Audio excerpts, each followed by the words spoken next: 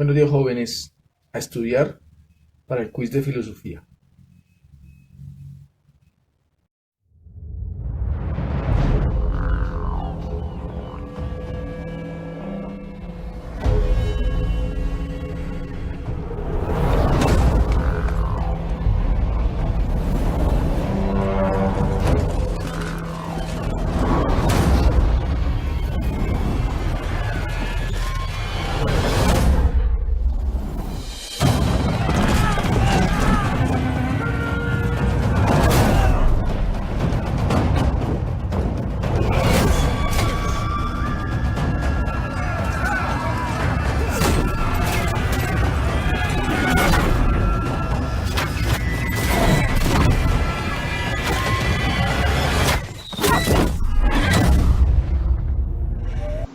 Estudiantes de grado décimo, tengan ustedes muy buenos días. Los saludo y les doy la bendición de Dios Padre Todopoderoso, dándoles la bienvenida a esta asignatura de filosofía. Pero en este tercer periodo vamos a hablar de historia de la filosofía.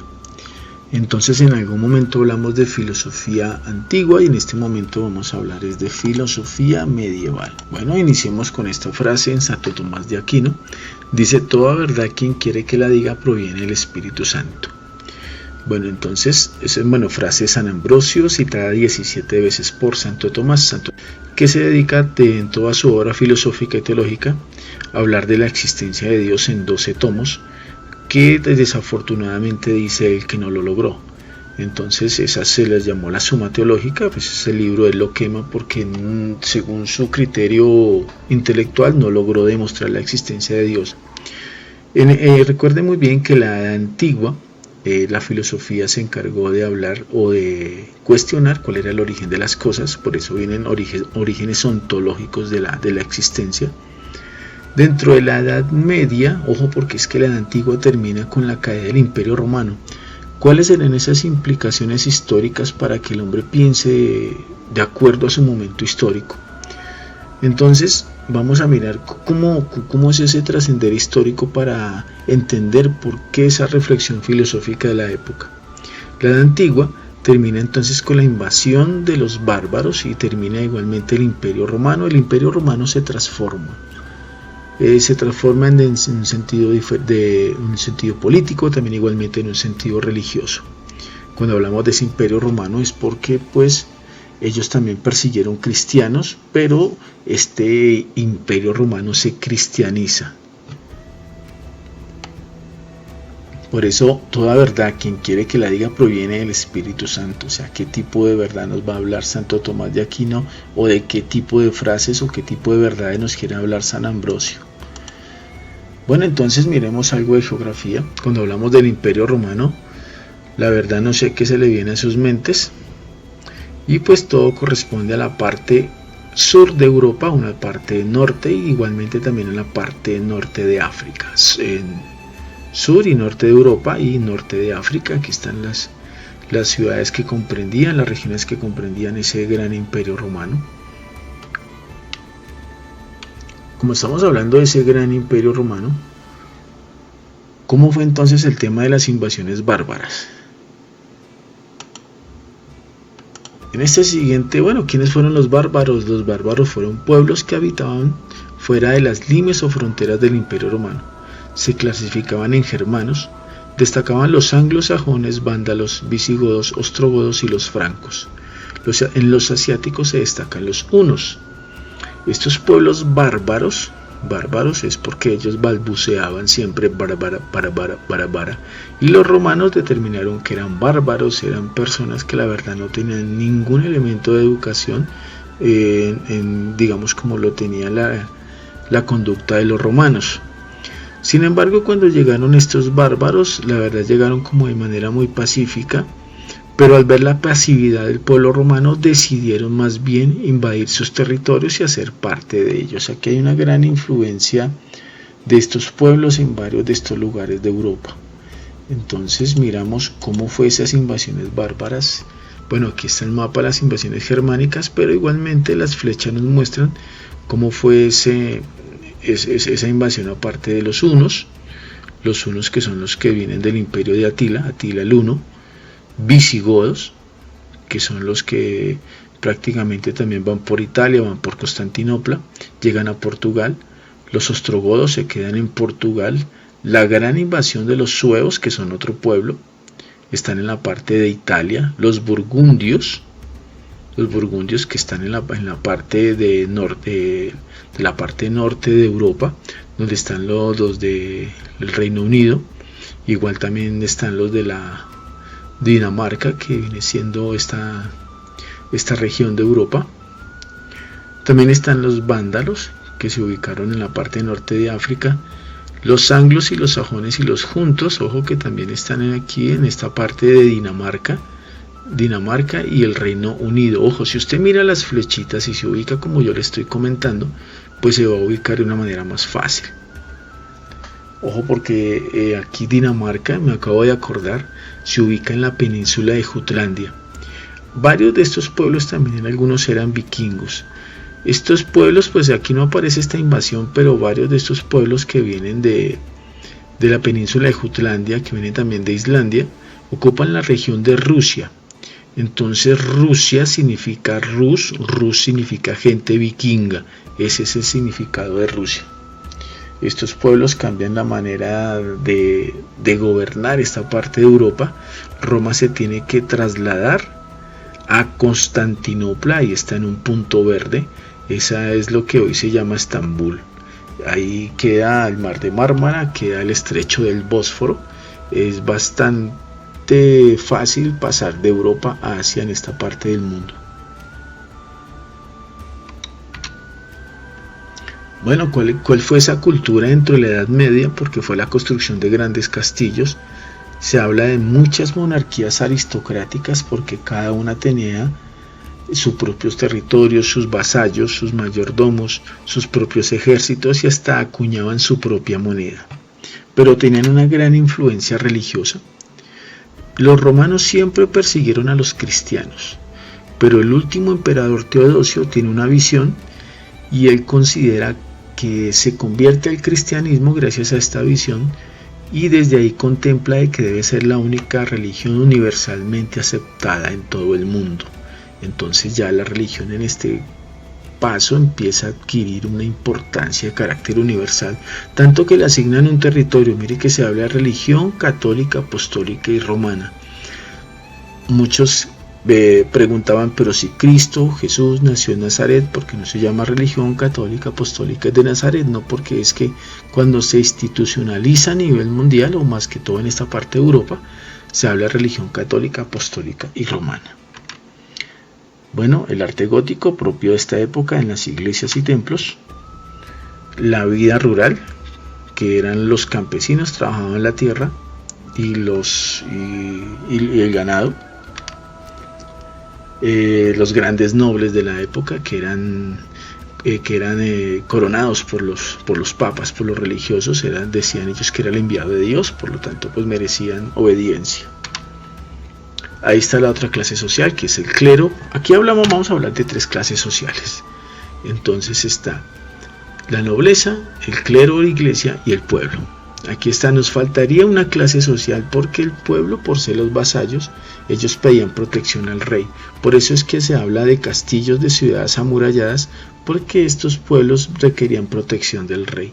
Pero pues hay unos campesinos que no quieren estar de acuerdo con la forma de pensar y de vivir del rey, que más bien prefieren dedicarse al comercio. Entonces ellos crean unas ciudades fuera de los reinos que se les llamó burgos o ciudades. Por eso se les llama los burgueses. Bueno, entonces filosóficamente, ¿qué estaba sucediendo? Entonces le comento que nace un movimiento más bien religioso que dice la patrística. Fue el primer intento por unificar los conocimientos de la religión cristiana y establecer el contenido dogmático de la misma junto con la filosofía a fin de dar una explicación lógica de las creencias cristianas y defenderlas ante los dogmas paganos y las herejías.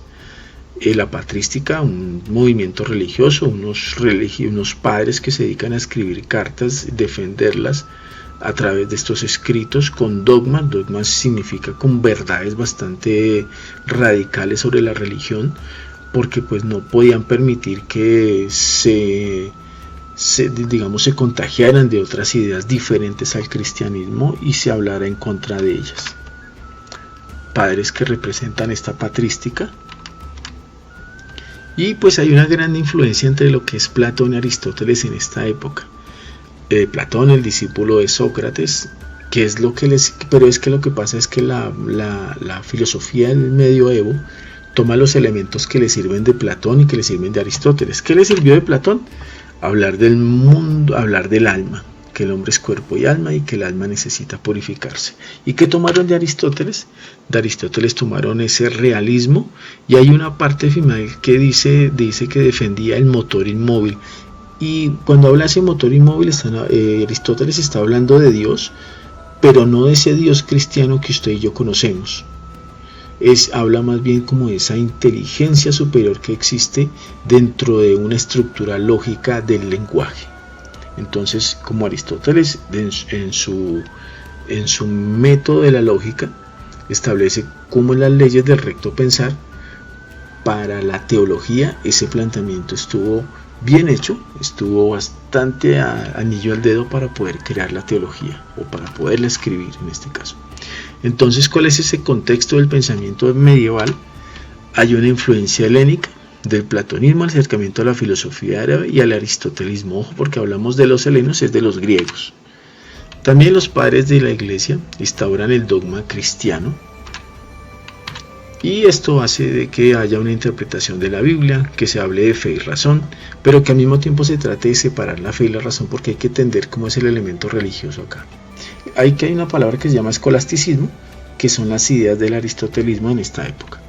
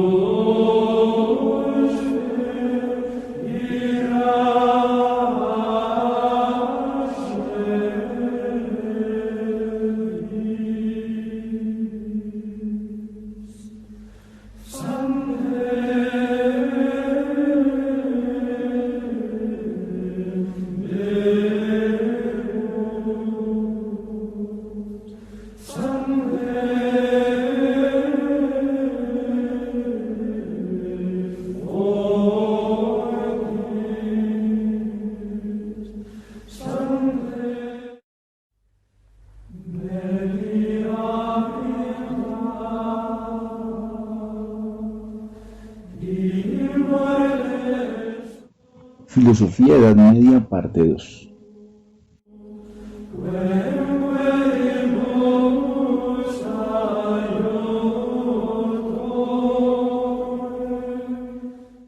La oración es la fuerza del hombre y la debilidad de Dios. Frase de San Agustín.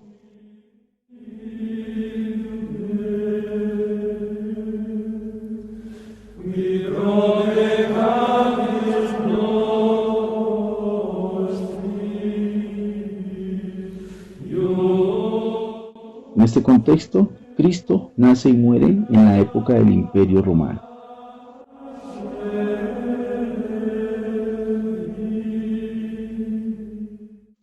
En este momento la Iglesia cristiana estaba prohibida por este mismo imperio.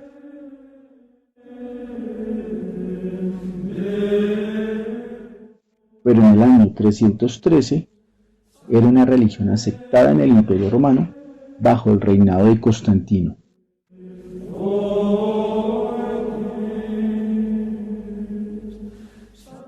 Es así que desde el año 380 el cristianismo fue la religión del Estado en todo el Imperio Romano.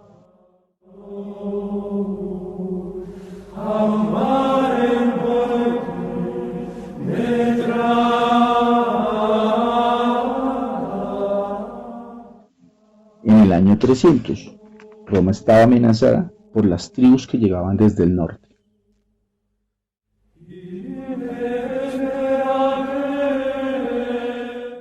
En el año 330, el emperador Constantino traslada la capital del Imperio Romano a Estambul, a la que llamó Constantinopla.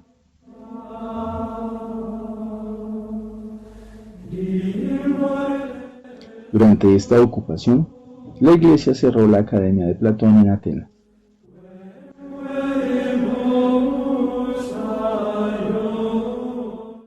En ese mismo tiempo se fundó la Orden de los Benedictinos como la primera orden religiosa.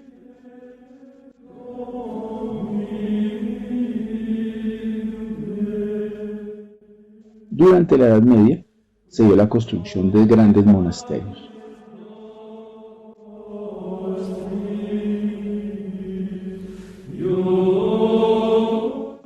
La fundación de las primeras universidades,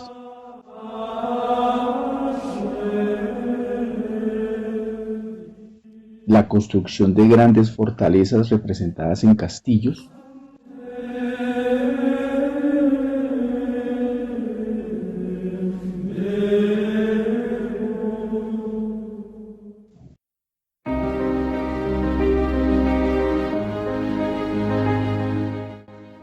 diversos grupos sociales como princesas, príncipes, caballeros y reyes. Los caballeros como esa guardia personal del rey, que libraban grandes batallas.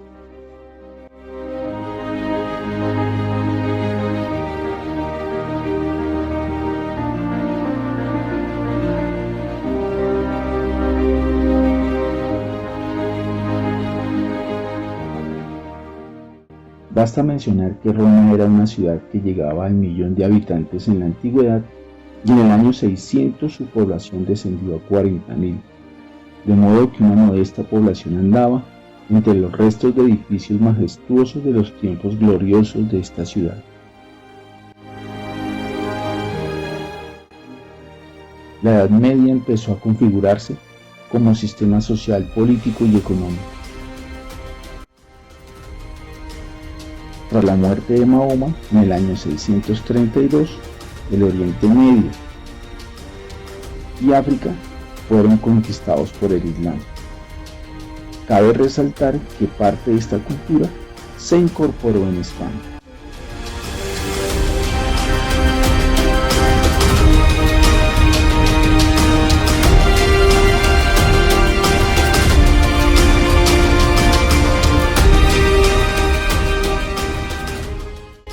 La Meca, considerada el lugar sagrado para los musulmanes, debe ser por lo menos visitada una vez en su vida.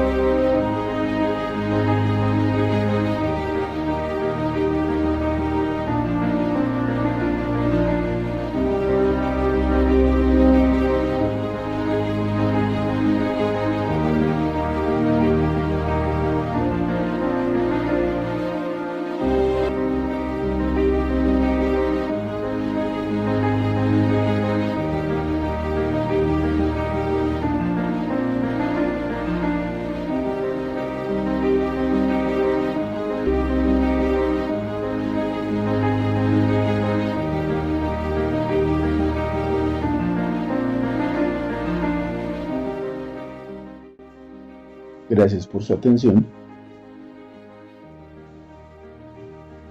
Nos vemos en el encuentro Zoom. Les deseo a todos una feliz tarde.